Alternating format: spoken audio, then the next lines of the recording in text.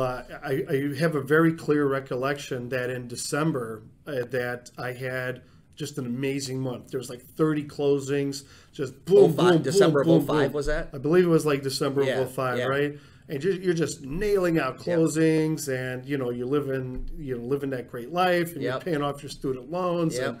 and all of the rest of the fun stuff that comes Dreaming with, about what's going to be. I'm going to be an investor. I'm going to this. I'm going to that. I'll be at this age. I'll retire by 40. Yeah. All of that kind of conversation.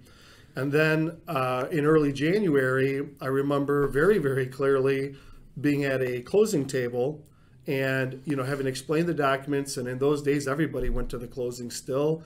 And then you could hear the closer. She's in the background on the phone. And she's like, "What do you mean? What are you talking about? You can't do that. Yeah. Can I talk to a supervisor?" He got fired yesterday. "What? What do you mean? Yeah. Hello? Hello?" And then she puts down the phone. She goes, "That was the bank. They've ceased operations. They're not going to fund the loan.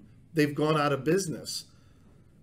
And so everybody's just sitting there like, this is unheard of. This is what? How is that even possible? Yeah, and if you closed with it, I was in the mortgage business. If you closed at 5 o'clock the day before, your loan got funded. Right. Right. And so it was really one day to the next. Right. You come in at 9 o'clock in the morning and, you're waiting for a funding authorization. And, her concern was that she had instructions that had been delivered the night before and was trying to call the person who she was directed to call. Nobody was answering, so she tried to find a back way in. And next thing you know, the bank is closed permanently.